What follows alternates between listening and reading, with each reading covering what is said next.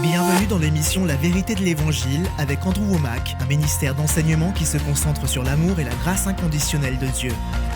Si je reste dans la foi, ce qui est vrai dans mon esprit deviendra vrai dans le monde physique.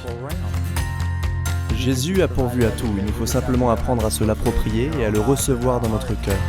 Jésus a dit « Tout est accompli », alors c'est accompli pour moi aussi. Et maintenant, voilà Andrew. Bienvenue dans notre émission La vérité de l'Évangile. Aujourd'hui marque la fin de ma 5e semaine à enseigner sur la série intitulée « Vous l'avez déjà ». Et vraiment, c'est merveilleux. En réalité, cet enseignement est la partie pratique de ce que j'enseigne dans la série Esprit, âme et corps, du fait que dans le spirituel, vous avez été complètement transformés et que vous êtes aussi parfait dans l'esprit à cet instant précis que vous ne le saurez jamais et ce pour l'éternité. Seul votre corps physique et votre âme sont en train d'être renouvelés. Votre esprit, lui, est complet. Et j'explique maintenant comment mettre en pratique cette réalité, que dans l'esprit, vous avez déjà tout. Cette semaine, je me suis basé sur Colossiens chapitre 1 et chapitre 2, et je n'ai pas le temps d'y revenir en détail. Je vous encourage vraiment à vous procurer cet enseignement. Si vous n'avez pas encore entendu ces vérités, sachez qu'elles révolutionneront littéralement votre vie. Il vous faut reconnaître que Christ est en vous. Il n'est pas quelque part à l'extérieur. Vous n'avez pas besoin qu'il vienne vous toucher. Tout ce que Jésus est, tout ce qu'il a et tout ce qu'il peut faire est déjà à l'intérieur de vous. Il s'agit maintenant d'apprendre à vous abandonner et à libérer ce que vous avez reçu plutôt que d'essayer de mériter et d'aller chercher quelque chose que vous n'avez pas. Cela fait toute la différence et toute l'épître aux Colossiens a été écrite depuis cette perspective.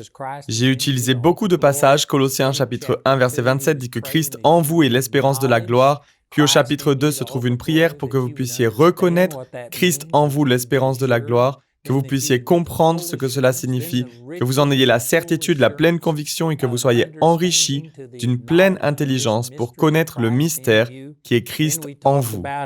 Ensuite, nous avons parlé du fait que la seule arme de l'ennemi est la tromperie. Satan essaye de vous séduire par la philosophie, par des tromperies sans fondement. Colossiens chapitre 2, verset 8. Et hier, j'ai souligné Colossiens chapitre 2 au verset 9 et 10, où il est écrit « En effet, c'est en lui, faisant référence à Christ, qu'habite corporellement toute la plénitude de la divinité. Vous avez tout pleinement en lui. La plénitude de la divinité est en Jésus. Il est Dieu manifesté dans la chair, et vous êtes en Jésus. Conséquemment, la plénitude de Dieu est en vous. J'ai parlé de tout cela hier et ces mêmes vérités sont répétées à plusieurs reprises. Il n'est pas fait référence à ce que Dieu va peut-être accomplir, à ce qu'il pourrait faire, à ce qu'il est capable de faire si vous êtes digne. Et si vous faites le nécessaire, non. Il est question de ce qu'il a déjà accompli. Je l'ai répété de nombreuses fois cette semaine. Continuons au verset 11 où il est écrit « C'est en lui aussi que vous avez été circoncis d'une circoncision qui n'est pas faite par la main de l'homme. » Cela ne fait pas référence à quelque chose qui va s'accomplir, il s'agit d'une chose qui a déjà été accomplie. Maintenant, si vous ne savez pas que ça a été accompli, vous ne pourrez pas en bénéficier, mais c'est un fait accompli. Tout ce que vous recherchez à recevoir de la part de Dieu a déjà été accompli. Peut-être que vous ne le réalisez tout simplement pas. Donc il est écrit, c'est en lui que vous avez été circoncis d'une circoncision qui n'est pas faite par la main de l'homme, mais de la circoncision de Christ, qui consiste à vous dépouiller du corps de votre nature pécheresse. Je ne vais pas prendre le temps d'enseigner à ce sujet, mais Romains chapitre 6 amplifie cette même idée en disant que ce vieil homme n'existe plus. Il est mort dans ses fautes et dans son péché. C'est ainsi que nous étions avant de rencontrer Christ. Mais lorsque vous êtes né de nouveau, votre vieil homme est mort. Il n'est plus et il ne ressuscitera jamais. Dans votre esprit, c'est-à-dire qui vous êtes vraiment, vous avez littéralement l'esprit du Seigneur Jésus-Christ qui crie « Abba Père » Galates chapitre 4. Romains chapitre 8, verset 9 « Si quelqu'un n'a pas l'esprit de Christ, il ne lui appartient pas. » Si vous êtes né de nouveau, vous avez l'esprit de Christ. Ou comme le dit Colossiens, vous avez Christ qui habite en vous, Christ en vous, l'espérance de la gloire. Vous ne possédez plus un vieil esprit mort. Certaines personnes pensent que c'est le cas, parce qu'ils ont toujours les mêmes tendances, la même convoitise, certains des mêmes désirs. L'esprit qui était à l'origine ou qui a créé ces choses est parti. Mais votre pensée est comparable à un ordinateur. Elle a été programmée et vous continuerez à agir par convoitise à faire preuve d'égoïsme, de cupidité et toutes ces choses, tant que vous ne vous êtes pas reprogrammé. Mais il est vraiment important de comprendre que vous n'avez plus une portion de vous qui est en partie du diable et qui vous conduit à pécher. Vous avez simplement une pensée non renouvelée. Et c'est la raison pour laquelle la Bible dit dans Romains chapitre 12, verset 2, « Ne vous conformez pas au monde actuel, mais soyez transformés. » Le mot « transformer » ici est le mot grec « métamorphou ». C'est la racine du mot « métamorphose ». On peut l'utiliser pour une chenille qui tisse un cocon et qui en ressort sous forme de papillon. Si vous désirez changer, et je veux dire changer totalement, et passer de quelque chose qui est retenu à terre à quelque chose qui peut voler, alors c'est possible par le renouvellement de l'intelligence. Votre esprit a été changé. Vous n'avez plus une nature qui vous conduit à vivre dans le péché. Mais il est tout à fait possible qu'un chrétien continue à vivre dans le péché s'il ne renouvelle pas ses pensées, s'il ne se reprogramme pas. Ce sont des vérités merveilleuses. Je vous rappelle à nouveau que j'ai beaucoup d'enseignements sur le sujet. Donc au verset 12, il est écrit que nous avons été ensevelis avec lui par le baptême. Il n'est pas dit que vous devriez être ensevelis, que ça devrait en être ainsi, que vous devriez mourir, qu'il vous faudrait parvenir à mourir à vous-même. Non, c'est accompli. Vous avez en effet été ensevelis avec lui par le baptême et vous êtes aussi ressuscités en lui et avec lui. Certains enseignent qu'il vous faut mener une vie à la hauteur de la résurrection. Il vous faut faire ceci et cela. Mais vous êtes déjà ressuscités, vous ne savez tout simplement pas ce qui vous appartient. Vous ne vivez pas dans la plénitude de cette réalité. Remarquez la terminologie de chacun de ces versets. C'est ce que j'enseigne dans cette série. Il y a probablement 20 fois dans ces quelques versets que nous venons d'étudier issus des 2 premiers chapitres de Colossiens qui font référence au fait que vous avez été rendus capables de prendre part à l'héritage. Vous avez été délivrés des ténèbres et transportés dans le royaume de son Fils bien-aimé. Vous avez été rachetés en lui. Vous avez été réconciliés. Vous avez Christ en vous, l'espérance de la gloire et ainsi de suite. Maintenant, nous voyons qu'il est écrit que vous avez été ensevelis avec lui par le baptême et vous êtes aussi ressuscités en lui et avec lui par la foi en la puissance du Dieu qui l'a ressuscité.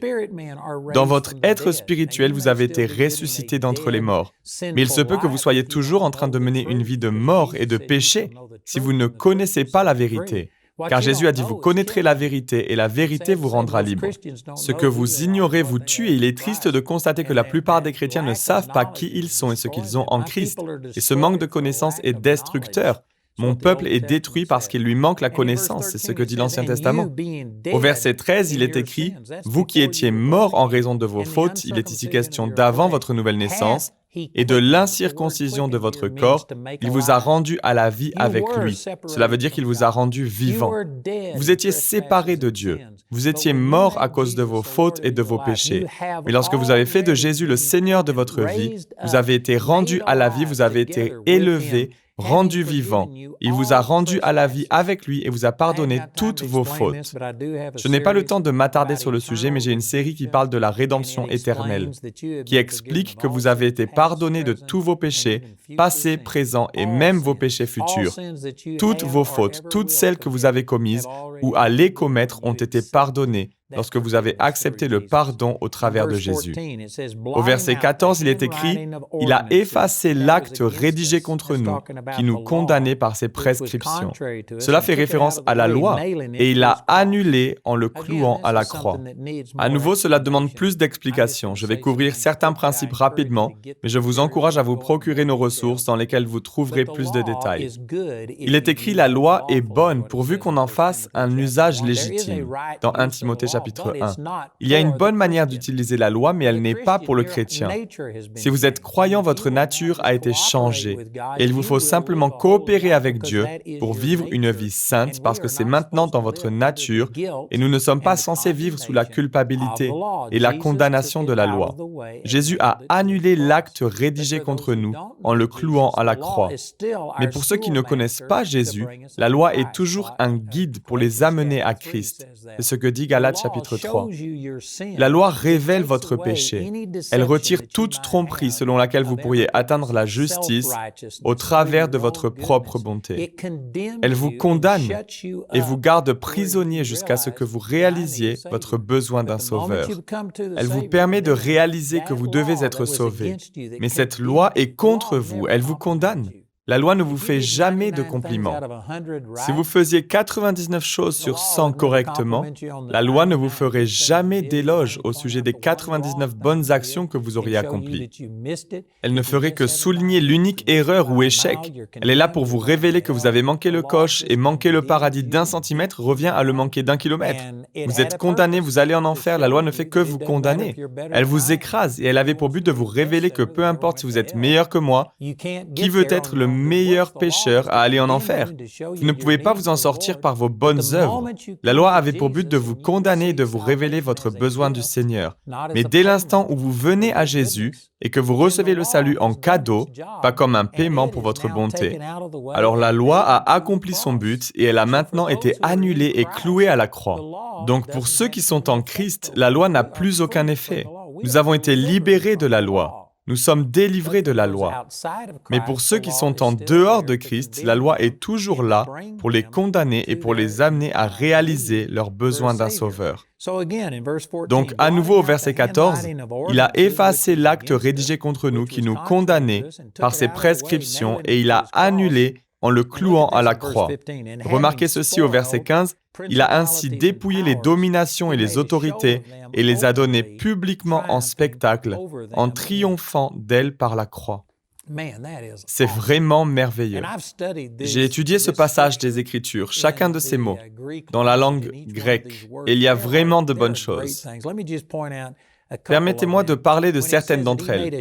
Lorsqu'il est écrit qu'il les a données publiquement en spectacle, le mot grec utilisé pour l'expression « donner publiquement » ici veut littéralement dire « exposition », le fait d'exposer. Cela me rappelle lorsque j'étais à l'école et lorsque nous avions cours de biologie. On nous demandait d'aller chercher des papillons, des grillons et d'autres insectes et il fallait les placer sur un tableau, sur un support et pour ce faire, on devait les transpercer avec une aiguille. Bien sûr, il fallait d'abord les tuer, ils étaient morts, et ensuite on les empalait et on écrivait en dessous quel genre d'insecte ou de bestiole c'était. Et on les exposait, c'était une exposition. C'est ainsi que je me le représente. Jésus a littéralement empalé le diable sur la croix. Il a littéralement enfoncé une aiguille à travers son cœur, l'a cloué à la croix et l'a donné publiquement en spectacle. Il en a fait une exposition. Je visualise Satan pendu là, et tout ce qu'il peut faire est de parler. Tout ce qu'il peut faire est de vous menacer et de dire « je vais vous détruire et vous allez mourir de cette maladie. Votre mariage va échouer et vous ne prospérerez jamais. » Il dira ces choses, mais il n'a pas la puissance de faire quoi que ce soit. Il a été empalé, cloué à la croix, et il est maintenant en exposition, donné publiquement en spectacle. Dans la dernière partie de ce verset, il est écrit « en triomphant d'elle par la croix ». Savez-vous que ce mot « triomphant » était un terme militaire pour décrire ce que faisaient les Romains? Lorsqu'ils combattaient un ennemi et le vainquaient, ils prenaient le roi ou le général, la personne en charge de cette puissance ennemie qu'ils venaient de vaincre. Ils le prenaient, l'exhibaient lors d'une parade. Le but de cette parade était de montrer aux gens que l'homme qui les terrorisait et qui s'attaquait à eux ne pouvait maintenant plus rien leur faire. Ils allaient jusqu'à lui couper les pouces afin qu'il ne puisse plus jamais manier une épée. Ils lui coupaient aussi les gros orteils afin de l'obliger à clopiner, de l'empêcher à jamais de courir et de poursuivre qui que ce soit. Ils le déshabillaient entièrement. Et je peux vous garantir que si cet homme avait encore de la puissance, s'il avait une quelconque autorité pour faire quoi que ce soit, il n'aurait jamais accepté qu'on lui coupe les pouces, les orteils et qu'on le déshabille. Ensuite, il l'attachait à une charrette ou à un cheval et il l'exhibait en parade. Il le faisait défiler dans toute la ville, afin que tout le monde puisse voir que l'homme qui les avait terrorisés à une époque et qui était leur ennemi était maintenant complètement détruit. Et bien sûr, il n'aurait pas permis que cela lui arrive s'il avait encore eu ne serait-ce qu'une once de puissance. Voilà ce qu'est un défilé triomphant. C'était un terme militaire décrivant ce que les Romains faisaient à leurs ennemis. Et ce passage dit que Jésus a effacé l'acte rédigé contre nous, qui nous condamnait par ses prescriptions, et il l'a annulé en le clouant à la croix. Il a ainsi dépouillé les dominations et les autorités. Cela fait référence aux ennemis démoniaques et les a donnés publiquement en spectacle. Il les a exposés, cloués à la croix, ils sont empalés. Ils ne peuvent rien faire d'autre que parler. et il les a exhibés lors d'un défilé triomphant. Au travers des Écritures, page après page, dans les versets que j'utilise, et bien sûr il y en a beaucoup d'autres, il a exhibé Satan comme un ennemi déchu. Il a dit « Je regardais Satan tomber du ciel comme un éclair ». Je peux vous garantir que lorsque Jésus est ressuscité d'entre les morts, il n'y avait aucun démon ailleurs sur la planète. Ils étaient tous focalisés sur ce tombeau. Ils essayaient d'empêcher que cette pierre soit roulée. Ils essayaient d'empêcher que Jésus ressuscite d'entre les morts. Satan a rassemblé tous les démons qui étaient à sa disposition. Il s'est opposé de toute sa force à la résurrection de Jésus, et pourtant Christ est sorti du tombeau et a triomphé des puissances ennemies. Il les a détruites. Ces vérités nous sont révélées dans les Écritures. C'est comme une parade, c'est un défilé triomphant, comme ceux des Romains. Et tout au long des Écritures, Jésus représente Satan comme étant cet ennemi complètement déchu. Il est écrit dans Jacques chapitre 4 verset 7 que si vous résistez au diable, il fuira loin de vous. Dieu nous a donné toute autorité dans le ciel et sur la terre et nous a ordonné de faire de toutes les nations des disciples. Il a vaincu Satan. Il est écrit dans Matthieu au chapitre 10 et dans Luc, je ne me souviens plus quel chapitre, mais c'est la même chose rapportée dans un différent évangile. Jésus dit « Je vous donne autorité sur toute la puissance de l'ennemi, tous les démons, toutes les maladies. Rien ne peut vous nuire. » Les Écritures racontent ce défilé. C'est une parade de triomphe qui expose Satan comme un ennemi vaincu. Mais il est triste de constater que la grande partie du corps de Christ a loupé ce défilé. Ils ne l'ont pas vu. Ils ne voient pas Satan comme un ennemi vaincu. Ils le voient comme un ennemi à conquérir, alors que le diable est totalement vaincu. Dieu lui a retiré toute sa puissance. Satan n'a aucun pouvoir. Tout ce qu'il peut faire, c'est de nous tromper. Et si nous nous soumettons à lui par la peur, si nous nous soumettons à lui par le péché, si nous coopérons avec lui, si nous nous soumettons à lui par le manque de pardon et ce genre de choses, alors nous donnons de la puissance au diable. Il prend notre autorité et notre puissance et il les utilise contre nous. Satan ne peut rien faire contre vous sans votre consentement et votre coopération. Vraiment, c'est merveilleux. Le corps de Christ a réellement besoin de voir ce défilé triomphant. Il doit voir cette parade. Il doit comprendre que Satan est vaincu. Les chrétiens doivent prendre conscience que nous sommes complets en Christ. Comme il est écrit au verset 10. Vous avez tout pleinement en lui. Nous sommes totalement vainqueurs. Et il est écrit dans 1 Jean, et la victoire qui a triomphé du monde, c'est votre foi. Nous sommes vainqueurs sur ce monde. Vous êtes supérieurs à la maladie, à la pauvreté. Vous êtes supérieurs à la dépression, à la solitude, à la colère. Vous n'avez pas à mener une existence de mendiant. Vous n'êtes pas obligé de vivre comme des gens qui ne connaissent pas Dieu. Mais à nouveau, le corps de Christ n'a pas assisté au défilé. Même l'Église nous a enseigné que nous ne sommes qu'un vieux pécheur sauvé par grâce, que notre salut prendra effet au paradis, que lorsque nous serons tous au ciel, alors quel jour de fête ce sera? Mais la plupart des chrétiens ne savent pas qui ils sont maintenant. Ils ne savent pas que Christ, l'espérance de la gloire, vit à l'intérieur d'eux. Ils ne se voient pas ainsi. Ils voient le diable comme étant cette puissance imposante. Lorsque je me suis réellement tourné vers le Seigneur, j'ai commencé à reconnaître que les démons étaient réels, qu'ils agissaient et opéraient au travers des gens, et que beaucoup de maladies étaient causées par ces puissances démoniaques. Et j'ai commencé à voir de grands miracles. Nous avons vu des gens qui étaient sous l'effet de la drogue, et dans le domaine naturel, il aurait fallu attendre que la substance s'évacue de leur système. Mais lorsque nous prions pour eux, ils étaient instantanément guéris et libérés. Nous nous sommes mis à chasser les démons, nous voyons souvent ce genre de choses, et cela m'a rendu très conscient du monde des ténèbres. Et il y a une situation, je ne rentrerai pas dans tous les détails, mais ma grand-mère a vécu avec nous jusqu'à mes 8 ans. Elle est devenue sénile dans sa vieillesse avant de mourir, et il s'est produit beaucoup de choses étranges.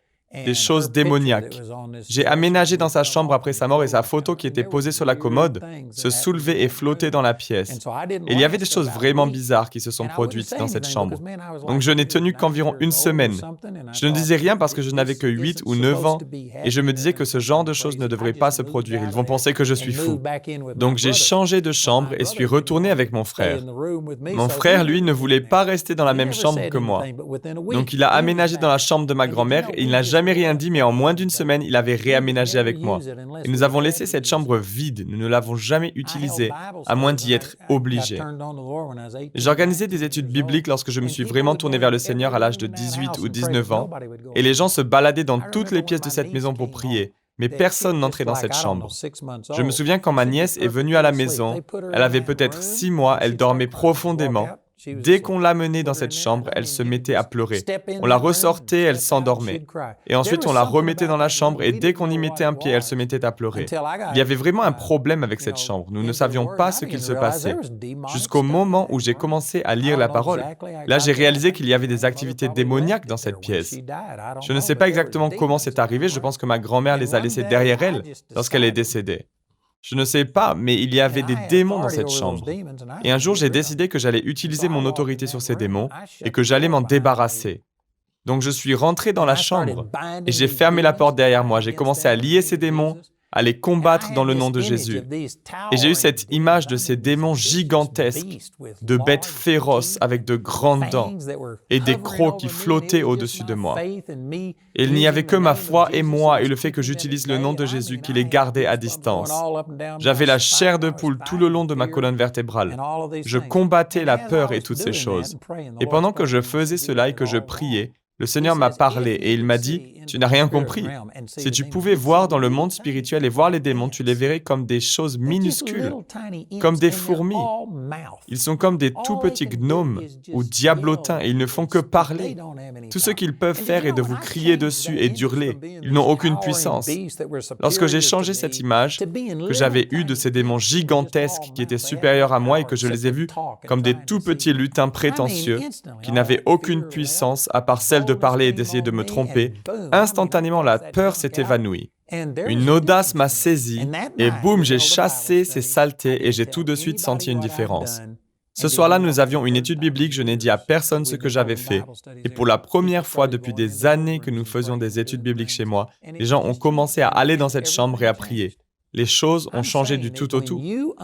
Ce que je veux dire, c'est que lorsque vous comprenez que Satan est un ennemi vaincu, lorsque vous comprenez que c'est déjà accompli, qu'il nous a délivrés de la puissance des ténèbres et nous a transportés dans le royaume de son Fils bien-aimé, Colossiens 1:13, lorsque vous comprenez que c'est un fait accompli et que Satan est un ennemi vaincu, il existe toujours et il continue à combattre, mais il se bat par la tromperie.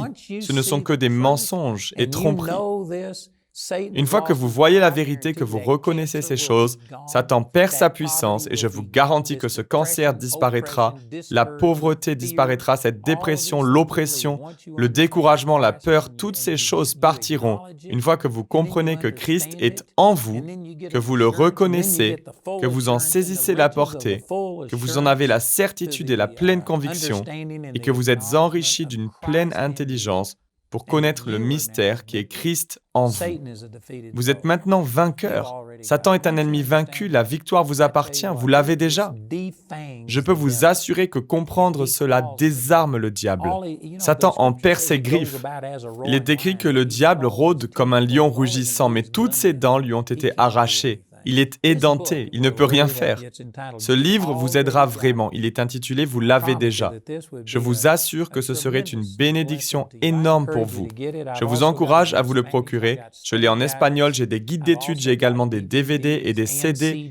Et cet enseignement a vraiment le potentiel de révolutionner votre vie.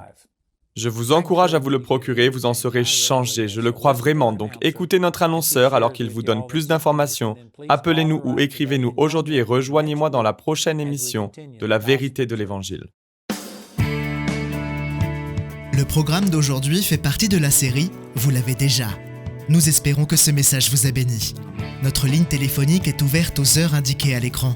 Appelez-nous si vous avez des questions sur ce programme, si vous avez besoin de prière ou si vous désirez commander l'un de nos enseignements. Vous pouvez nous contacter au numéro qui s'affiche à l'écran. Ce programme a été rendu possible grâce au soutien financier de nos partenaires. Si vous souhaitez devenir partenaire, vous pouvez le faire en appelant ces numéros. La prochaine fois dans La Vérité de l'Évangile, il y a une foi qui est humaine. Comme lorsque vous prenez l'avion, vous ne savez pas nécessairement comment l'engin fonctionne. Vous ne connaissez sans doute pas le pilote. Donc vous faites certaines choses par la foi, entre guillemets, mais c'est une foi humaine. Vous savez qu'il y a des règles strictes pour l'entretien d'un avion. Vous savez que la compagnie avec laquelle vous volez n'aurait pas le droit d'opérer, d'exercer, si elle n'avait pas de bons pilotes, et ainsi de suite. Donc il y a des éléments physiques et naturels dans lesquels vous placez votre foi. Mais lorsqu'il s'agit de croire pour le salut, comment pouvez-vous faire cela puisque vous ne pouvez vous raccrocher à rien de physique? Vous ne pouvez pas voir Dieu. Vous ne pouvez pas l'entendre, vous ne pouvez pas le toucher. Bien sûr, vous pouvez faire toutes ces choses au travers de la foi, mais je parle ici de la foi purement humaine, avec laquelle vous ne pouvez pas voir Dieu. Et cependant, pour croire au salut, il vous a fallu croire en un Dieu que vous ne pouviez pas voir. Vous avez cru en des péchés que vous ne pouviez pas voir. Alors vous pouvez voir des gens commettre des fautes, mais est-ce que ce péché laisse une marque visible sur eux? Pouvez-vous voir le péché? Pouvez-vous voir des taches noires? Et lorsque vos péchés sont pardonnés, alors tout à coup elles disparaissent? Non, ça ne fonctionne pas ainsi. Il n'y a rien dans le domaine physique qui permette de dire que vos péchés ont été pardonnés. Et cependant, vous avez cru en un Dieu que vous ne pouviez pas voir. Vous avez cru que vos péchés avaient été effacés et pardonnés alors que vous ne pouviez pas voir que ça s'était produit. Vous avez cru que le diable existe. Non seulement vous avez dû croire qu'il y a un Dieu, mais vous avez dû croire qu'il y a un ennemi et que vous étiez en train de vous diriger tout droit vers l'enfer. Vous n'avez jamais vu le diable, vous n'avez jamais vu l'enfer. Je mentionne tout cela pour dire que lorsqu'il est écrit, en effet, c'est par la grâce que vous êtes sauvés par le moyen de la foi, et cela ne vient pas de vous. Il vous a fallu une foi surnaturelle pour croire au salut. Rejoignez-nous pour plus d'émissions La vérité de l'Évangile.